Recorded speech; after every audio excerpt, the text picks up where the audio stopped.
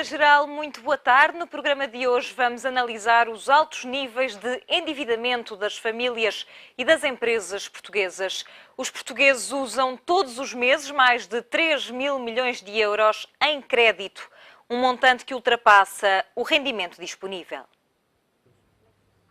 Cartões de crédito, contas ordenado e linhas de crédito autorizadas todos os meses são utilizadas para fazer face a despesas imprevistas, mas também a despesas correntes.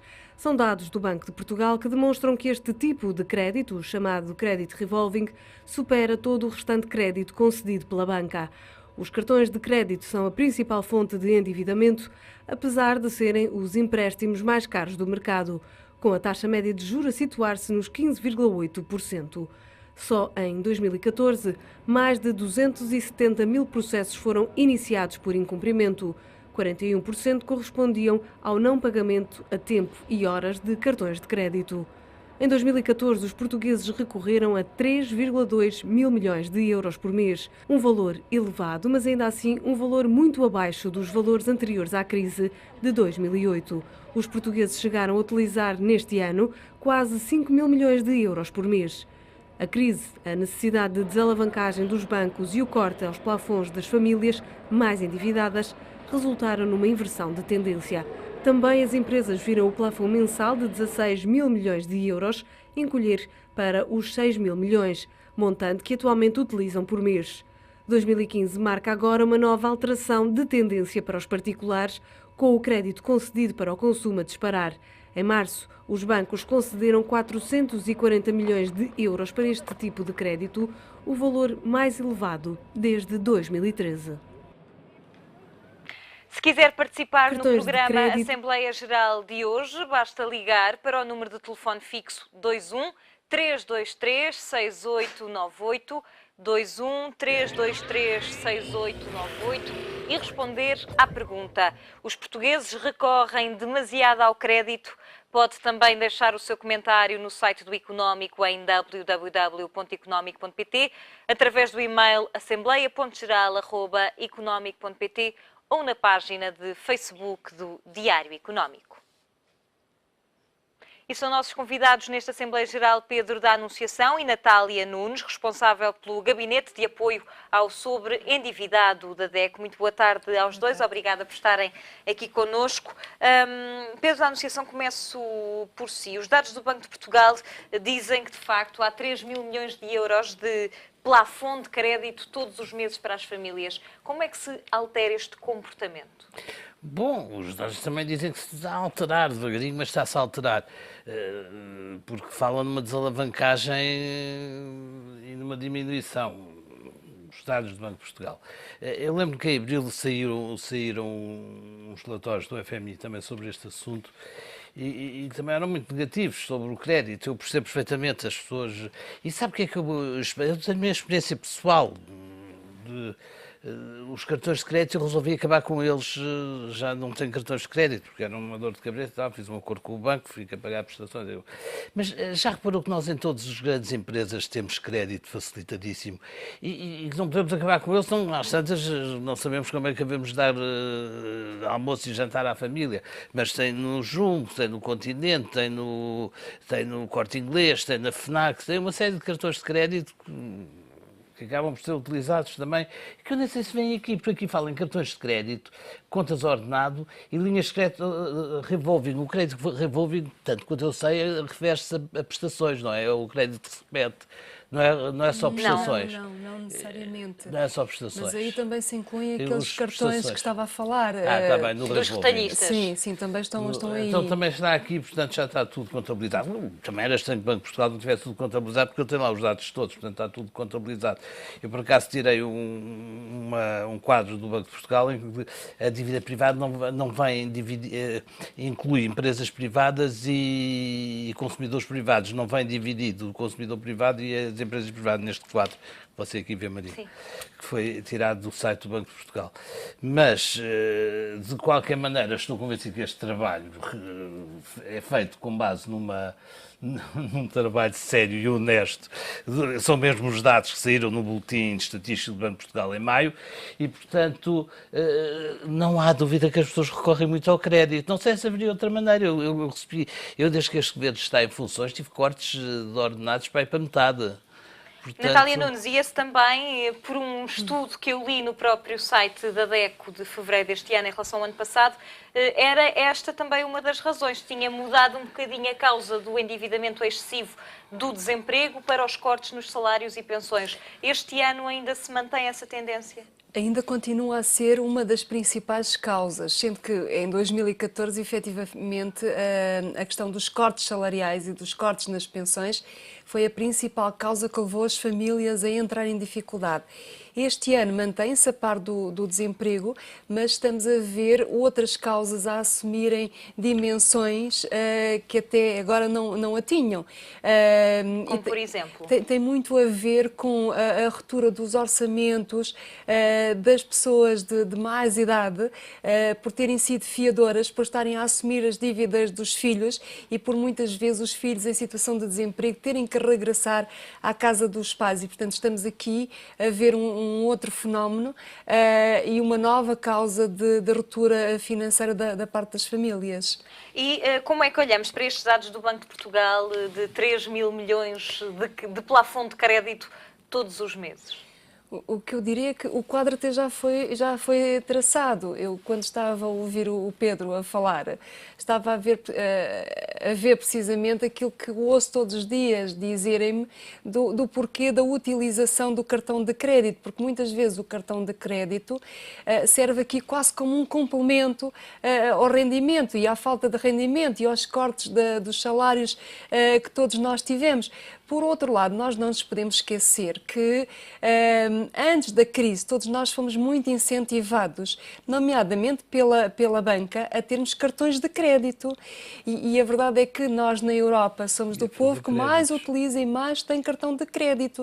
Portanto, e mesmo agora com a crise, o cartão de crédito continua a ser um instrumento, um crédito continua a ser concedido por algumas instituições de crédito. Com alguma facilidade até. Eu diria até com muita facilidade. A verdade é que nós continuamos a ver alguma publicidade e algumas campanhas de marketing agressivas ainda na concessão, nomeadamente o cartão de crédito. Nomeadamente em centros comerciais, somos todos nós abordados. Nem mais. E a verdade também é que o cartão de crédito é um dinheiro fácil, entre aspas, que nós temos. E a verdade é que os consumidores muitas vezes perante dificuldades e às vezes confrontados com os cortes dos seus vencimentos, das suas pensões ou até uma situação de desemprego, tendo um cartão de crédito, muitas vezes utilizam-no para comprar, por exemplo, as coisas básicas, como seja a alimentação. Depois, claro que a dificuldade vai ser em conseguir pagar a totalidade do valor utilizado e muitas vezes recorrem verdadeiramente ao crédito do cartão de crédito. E a verdade é que é um dos créditos mais caros que nós temos. Uma taxa média de juros de 15,8%. Mas que, de acordo com os dados do Banco de Portugal, este trimestre pode ser de 19%, ir até aos 19%. E eu lembro-me que há uns anos atrás nós tínhamos cartões de crédito com taxas na ordem dos 35%, 37%. Eu também achei baixíssimo este valor em relação às experiências que tive.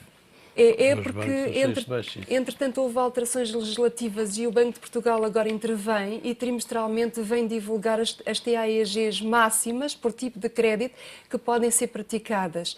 E, por exemplo, no trimestre anterior de 2015 foi 20% e agora baixou ligeiramente e está nos 19% relativamente às TAEGs, às taxas dos cartões de crédito e do crédito revolving.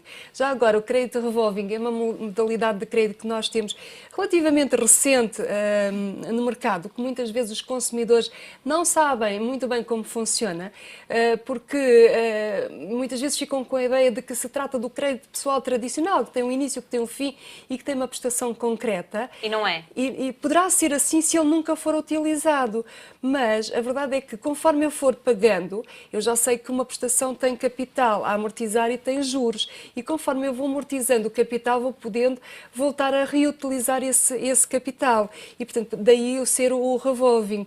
Eu costumo dizer que é um crédito que tem início, mas que nunca se sabe quando vai ter um fim. Mas é um crédito que hoje é muito utilizado pelas famílias portuguesas. Vamos para já, Natália Nunes, ouvir a opinião de uma telespectadora, enfermeira, que nos liga de Rio Maior, no Chaneves. Muito boa tarde. Qual é a sua opinião sobre o nosso tema de hoje?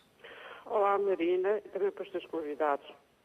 Portanto, quanto ao tema de hoje, é o seguinte, é que eu já há muitos anos, não é recente, não foi desta crise, que a banca tem aliciado os clientes e muita gente, e mesmo a televisão, chegou a passar publicidade, a oferecerem o dinheiro, empréstimos, para as pessoas irem de férias, para as pessoas comprarem isto, para as pessoas fazerem aquilo, para fazerem não sei quantos. Houve muitas pessoas que se endividaram até nessa altura. Porque eu conheço muita gente que usavam, mesmo as pessoas sem possibilidades financeiras para isso, iam comprar coisas de marca. Iam constantemente de férias. Era no carnaval, era não sei quanto, era não sei o quê, depois pagavam o cartão de crédito. Ora, agora, essas mesmas pessoas pensam que já ganharam mais juízo. Pois haverá pessoas, e até chegavam a pagar, que eu pensava que não era possível pagar a casa, o empréstimo da casa, com o cartão de crédito. Que só muito mais tarde é que eu soube que realmente que havia pessoas que faziam isso. Eu conheço, que não era, eu não sabia que era possível pagar o empréstimo da casa com o cartão de crédito. Só aqui há uns 10 anos é que soube disso. Portanto, estão a ver, porque a própria banca tem isso. E ainda hoje, da Caixa de Depósitos, oferece o cartão de crédito. Não quero, porque cá em casa não se usa cartão de crédito. Não quero, mas que a banca que teve muita culpa nisso tudo, teve. E as pessoas que não são, não sei, ou que não estão muito esclarecidas, ou por, não sei, e qualquer coisa, ou continuam a levar aquela vida. Sei lá, olha, uma vida fictícia que naturalmente não querem que os outros não saibam, que não foi de férias, ou que não foi isto, ou que não foi aquilo, e de maneira que fazem aquilo, e pronto, e depois as pessoas é que se endividam, e estamos todos nós a pagar por isso tudo. No Chaneves, muito obrigada. Da banca e das pessoas. Muito obrigada pela sua beijinhos, opinião até um dia neste destes. Assembleia Geral. Pedro da Anunciação, aqui uma questão clara de que a banca teve culpa no cartório, na atribuição e neste sobreendividamento das famílias e do crédito a senhora no Chaneves, que outro dia disse que eu nunca estava de acordo com ela, e estou imensas vezes de acordo com ela. De facto, esta ideia de que nós queremos todos viver acima das nossas possibilidades é um mito, porque a banca enfiou-nos dinheiro pela cara dentro, à força, ainda hoje somos muito incomodados nos centros comerciais, como você diz, a querer enfiar-nos com cartões de crédito na mão e com presentes. Outro dia a minha mulher chegou a casa aterrorizada porque achou o presente tão tentador que tinha aceito um cartão de crédito que não queria e depois para devolvê-lo teve imensos problemas, porque acho que era do Barclays, eles não queriam... Foi um problema, e já não lembro qual era o presente, já não lembro se era um tablet, era qualquer coisa que ela achou uma tentação receber. E eles enfiaram logo com aquilo, achei o presente uma tentação. Portanto, nós vemos que, como diz a senhora enfermeira no Chaneves, com muita razão, não somos propriamente nós, o homem não é de pau, não resiste a tudo, não somos nós que queremos viver acima das nossas possibilidades. Foi o sistema que se organizou assim, a fazer-nos viver acima das nossas possibilidades. Portanto, era uma questão do sistema, dos governos, dos bancos, estava tudo. Mas que interesse é que tem a banca em ter pessoas que não pagam as suas dívidas? Mas é que ao princípio paga-se, depois quando não pagavam executavam, porque eles exigiam, por isso houve aquele drama todo das casas de família executadas, que agora vieram os filhos. Isto é outra coisa engraçada, a Maria, não sei se viu, outro dia veio, eu acho que foi numa entrevista do presidente do sindicato dos funcionários fiscais, um ralha, não é, que dizia que agora não iam mais executar casas de família. Mas a lei não manda isso, eu não sei se o presidente do sindicato dos funcionários fiscais tem poder para convencer os funcionários todos, talvez os do sindicato, e talvez os do sindicato votam nele. Agora, não sei se pode convencê-los todos a não executarem. Portanto, os bancos tinham pouco risco. Repare que os bancos tinham pouco risco. Eu acho que comigo os bancos nunca correram risco nenhum. Eu corri muito risco, mas os bancos nunca correram risco nenhum. não me parece que os bancos tenham corrido qualquer risco de... Quando falo nas contas de Corte Inglês, às vezes começo a pensar, ou da FNAC, e se às tantas o dinheiro acaba, sou despedido, se não sei o quê, também vão tentar executar qualquer coisa, e pronto. Mas eles saberão que toda a gente, eu acho que é tão fácil conseguir um cartão, que duvido que eles saibam se toda a gente tem património para responder e ser Natália, como é que executada. funciona neste caso destes cartões das empresas de retalho, digamos assim? Eu diria que funciona como qualquer outra dívida. Portanto, nós já sabemos que quando temos uma dívida e não pagamos essa dívida, a consequência é precisamente o podermos ser confrontados com uma ação em tribunal. Essa ação em tribunal Mas é quem tem coisas para responder. visa, sim, claro, essa ação em tribunal visa, de certa forma, que o tribunal obriga o devedor a pagar. E o tribunal obriga o devedor a pagar através das penhoras dos bens de que o devedor é proprietário. Portanto, e todos os bens responderão pelo pagamento dessa dívida. Se a família, se a pessoa não tiver nenhum bem, a consequência é a inclusão do nome dessa pessoa numa lista pública de execuções. Ainda ontem ou anteontem se falava muito precisamente do aumento significativo do número de pessoas que figura nesta lista pública. São mais de 130 mil o nome de pessoas que foram confrontadas precisamente com penhoras e que essas penhoras foram frustradas precisamente porque não existiam bens que pudessem ser penhorados. Agora, a questão que se coloca é, mas a instituição de crédito tem a obrigação de tentar conceder crédito, eu já digo tentar conceder propositadamente crédito de forma responsável. Era isso que ia perguntar também, que tipo de restrições é que os bancos deveriam pôr a pessoas que já têm um nível de endividamento? Algo que durante muitos anos não aconteceu, porque a verdade é que a banca não olhava para taxas de esforço dos clientes, não olhava para uma coisa tão importante como é a informação que consta na Central de Responsabilidades de Crédito do Banco de Portugal. Com a crise, com o aumento do crédito mal parado, finalmente, eu diria que a banca, não é toda, mas a maior parte está a conceder crédito de forma mais ou menos responsável, tendo em conta as taxas de esforço dos seus clientes, dos consumidores. E a verdade é que hoje, por exemplo, a quem tem um incidente, a quem tem uma informação negativa no Banco de Portugal, não tem acesso a crédito, mesmo sendo um crédito de um cartão de crédito, mesmo sendo um crédito de uma marca, por exemplo. Portanto, isto mostra que há uma maior restrição na concessão de crédito. Porque são obrigados a restringir por causa da São falta de obrigados, alavancagem. nem mais. Obrigados. Mas, por outro lado, também temos deste lado, da parte dos consumidores, uma maior responsabilidade, uma maior Sente essa informação. mudança também de atitude? Sim, e de comportamento? claro que sim. Há toda uma incerteza da parte dos consumidores relativamente ao futuro, do ponto de vista financeiro. E isso também os leva a tomar decisões muito mais conscientes e responsáveis. Natália, vamos ouvir a opinião de outra telespectadora, Ana Almeida, que nos liga de Viseu e que está numa situação de desemprego. Muito boa tarde. Qual é a sua opinião sobre o nosso tema de hoje? Muito boa tarde. A minha opinião é que as instituições bancárias obrigam-nos a manter um cartão de crédito, mesmo que uma pessoa não tenha possibilidade para o manter. Eu falo na minha situação. Estou desempregada. Quando fiz o crédito há 11 anos atrás, veio agarrado um cartão de crédito. Um crédito à habitação? Sim.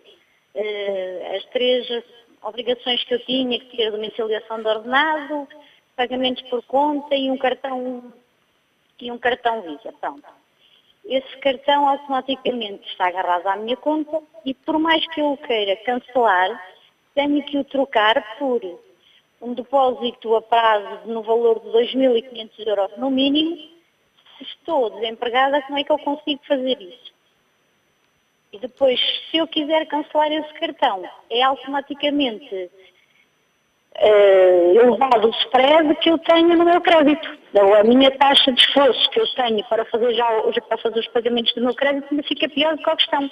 Mas não é obrigada a utilizar o cartão de crédito, ou é? Sou obrigada a utilizá-lo pelo menos uma vez por ano, que é quando vence a revisão da taxa de esforço, da taxa de juros, do spread, porque é para estar tudo em ordem. Se eu não o utilizar nos últimos 3 meses, há um agravamento de spread no meu crédito. Ana, sem ser esta obrigação que tem de utilizar o cartão de crédito uma vez por ano, pelo menos, tem recorrido a crédito estando numa situação de desemprego, que é uma das causas maiores para o endividamento excessivo? Não, é impossível, porque senão vou ter que falhar o crédito à habitação. Ou falha uma coisa ou tenho que falhar outra, por isso é impensável fazer mais um outro crédito, visto que já tenho um crédito à habitação. Ana Almeida, muito obrigada por ter aqui exposto o seu caso e por ter partilhado a sua opinião. Natália Nunes, este também é um caso dos que falávamos.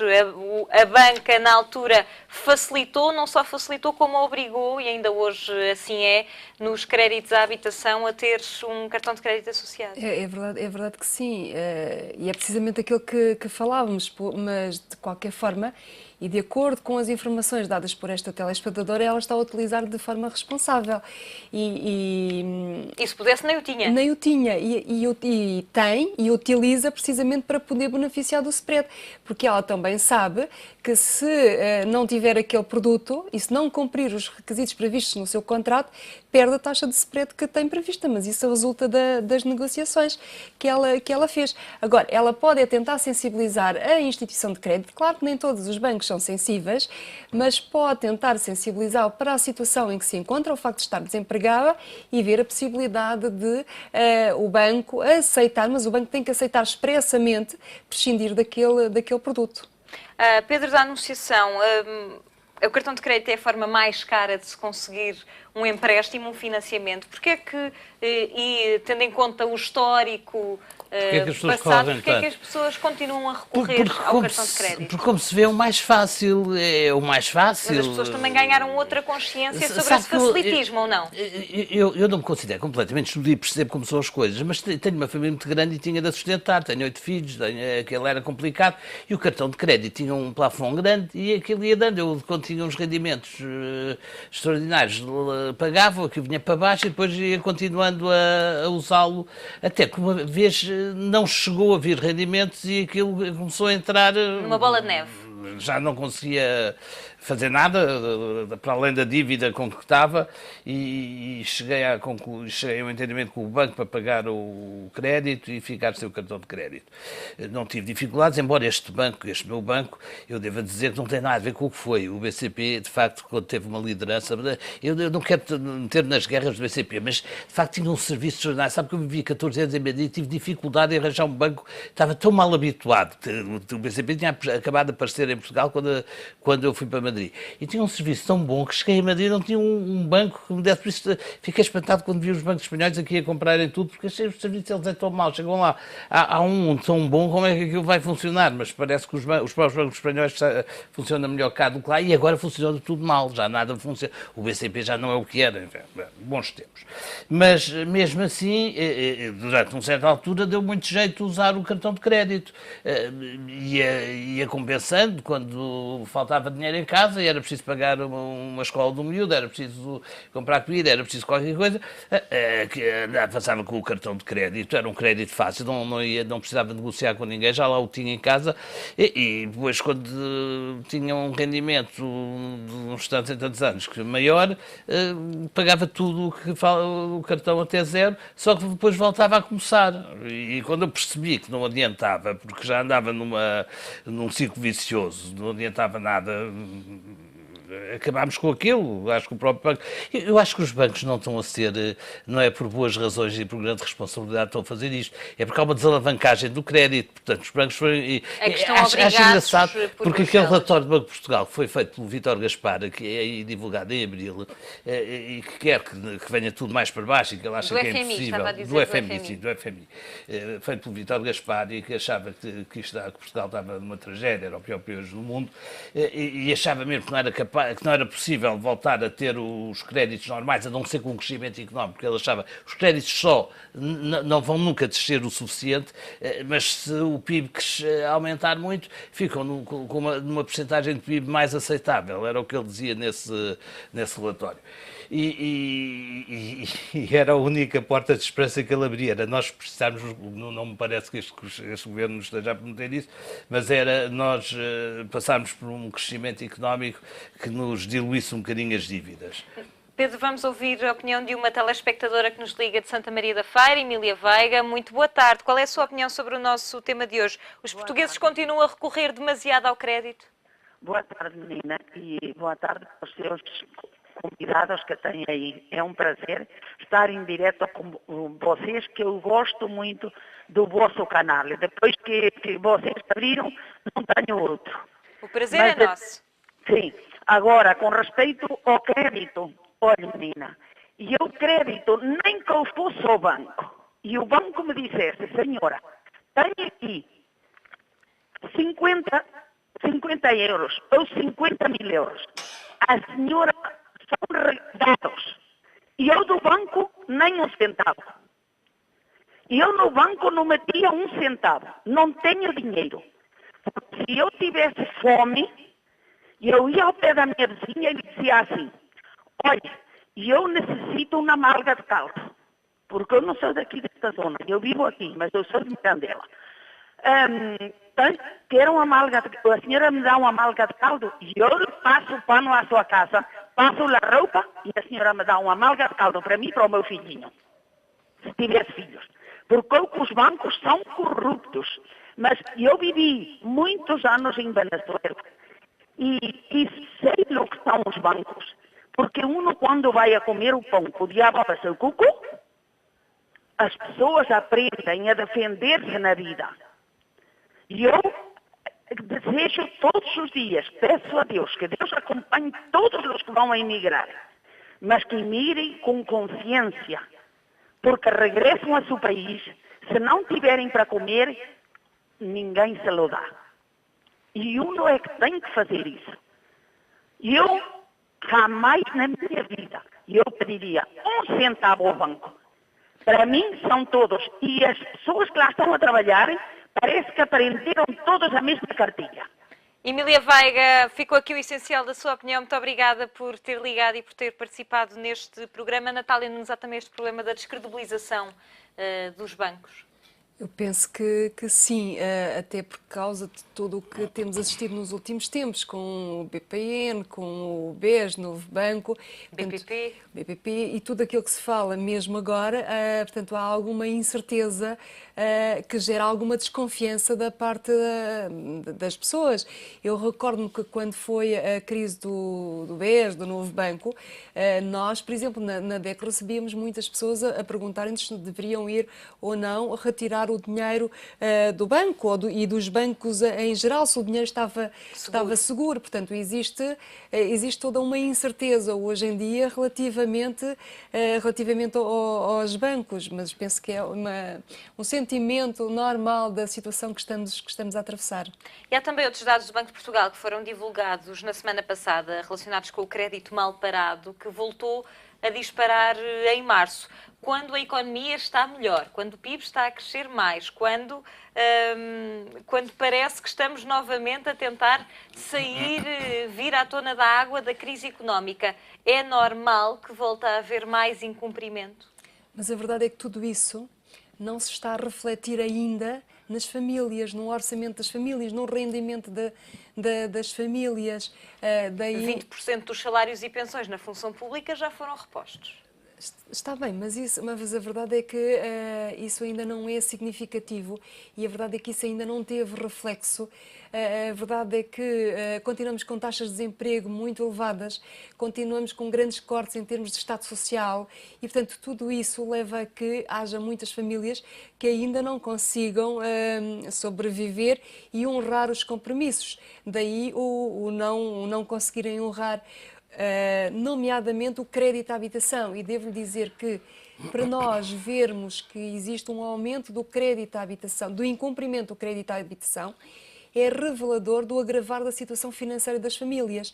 E porquê? Porque nós temos visto desde 2000 a esta parte que as famílias tentam por todos os meios e a todos os custos e recorrendo a poupanças, à ajuda de amigos, de família, tudo, pagar o crédito à habitação. Portanto, eles começam por deixar de pagar os cartões de crédito, os créditos pessoais, o crédito automóvel e só mesmo em última instância é que deixam de pagar o crédito à habitação. Ora, se o crédito à habitação está a aumentar no que concerne ao crédito mal parado, é revelador precisamente do agravar da situação financeira das famílias. E esperava que em 2015 a situação piorasse em vez de melhorar? Não, eu tinha alguma expectativa, tenho algum otimismo que a situação melhorasse, até precisamente por todos esses fatores. Conjunturais. Exatamente, mas a verdade é que são mesmo conjunturais e a verdade é que ainda não se está a refletir no orçamento das famílias. Natália Nunes, vamos ouvir a opinião de João Fernandes. Muito boa tarde. Diga-nos a sua opinião sobre o nosso tema de hoje. A minha opinião é que é engraçado este tema. Os bancos assumem o risco de nos dar um cartão de crédito. E nós só pagamos se pudermos. Se pudermos. Porque se não tivermos nada em nosso nome, eles não vão buscar nada. As pessoas, antes de falharem o pagamento, devem colocar os bens em nome de outras pessoas. E a partir daí não há problema nenhum. Deixem ir para o tribunal. E eles assumem perante o juiz o risco que tiveram em relação ao cliente. Isto é muito claro. E a DECO que comente. O juiz não coloca ninguém a viver debaixo da ponte por dívidas. Vai impor os problemas da família. Isto não é assim tão fácil. Eles têm que assumir o risco. É só essa a minha opinião. Obrigado. Muito obrigada, João Fernandes, pela sua opinião. Natália Nunes estava aqui um pouco perplexa com esta sugestão de retirarmos os bens do nosso nome para não nos poderem penhorar e executar as dívidas ao banco e passar a responsabilidade para a banca. Isto acontece, na verdade? Em bom rigor, isso acontece, não é? Mas isso é agir de má fé, digamos assim. Não é, digamos assim, é agir de má fé. Portanto, e é algo que não deve ser feito, até porque depois o credor tem sempre a possibilidade de vir a tribunal tentar que aqueles negócios sejam desfeitos e existem imensas ações em tribunal precisamente... Isso também é possível, desfazer negócios que tenham sido feitos claro, muito recentemente. Se houver uma simulação e se houver ali a tentativa de retirar o património da família, claro que sim. Agora, não me parece que seja uma solução e também não me parece que seja a solução utilizada pelas famílias portuguesas de longe, até porque aquilo que eu tenho visto, como eu digo, desde 2000 e esta parte, é as famílias, pelo menos aquelas que nos contactaram, e posso lhe dizer que o ano passado foram mais de 29 mil famílias em situação de dificuldade que nos contactaram a quererem pagar.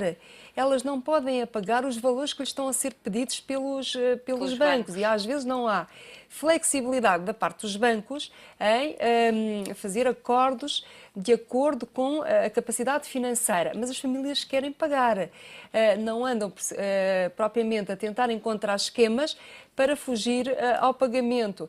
Agora, claro que, e uma questão pertinente que me parece que está implícita na questão que foi colocada é a responsabilidade que a banca deveria ter na concessão de crédito. Responsabilidade partilhada.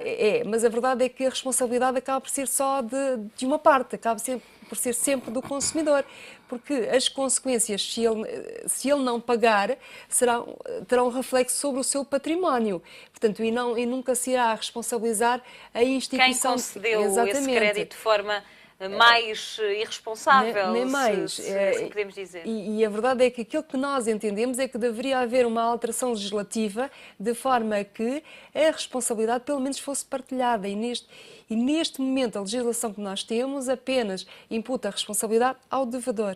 Qual é o perfil do sobreendividado que mais recorre a este gabinete de apoio ao sobreendividado da DECO? Se conseguisse traçar um perfil. Sim, estamos a falar de famílias compostas essencialmente por 3 elementos, em que existe em regra um menor a cargo, em que os pais têm idades entre os 35 e os 45 anos, em termos de escolaridade têm um ensino secundário ou têm ensino superior. Em termos de rendimento, temos vindo a assistir a uma diminuição do rendimento mensal das famílias que nos pedem ajuda, mas também pela circunstância do período que estamos a atravessar.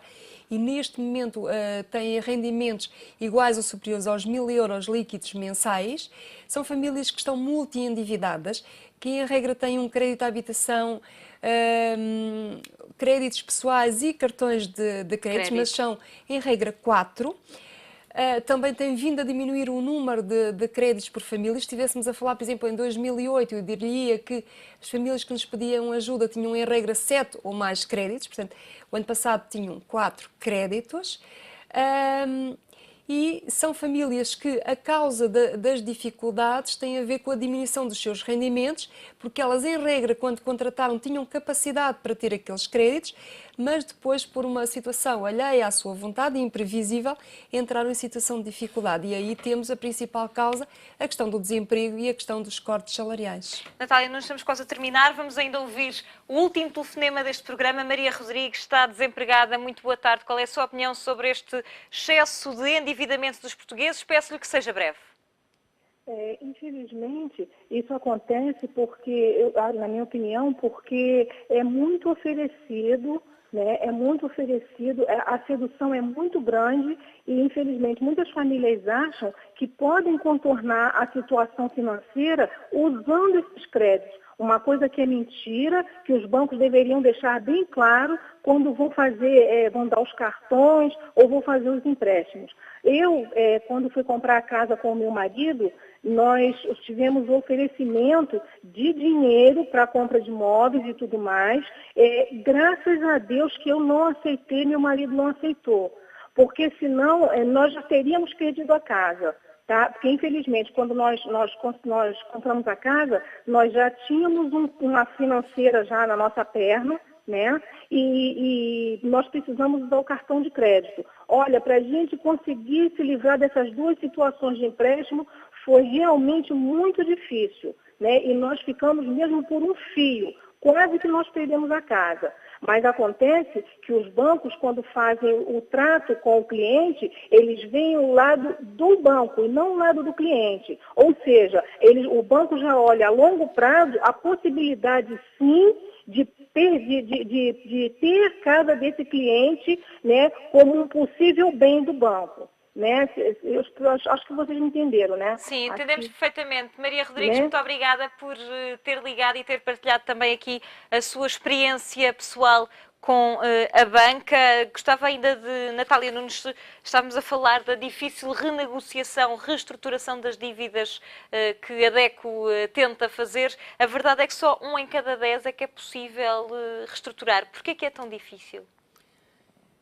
É difícil porque a maior parte das famílias, quando nos pede ajuda, já não tem qualquer capacidade de, extrajudicialmente, portanto fora dos tribunais, conseguir reequilibrar o seu orçamento familiar.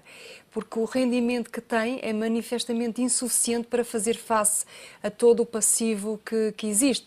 E muitas destas situações, infelizmente, irão terminar em tribunal ou confrontados com ações de execução que levarão à penhora dos bens, ou então as próprias famílias tomam a iniciativa de ir pedir a sua declaração de insolvência.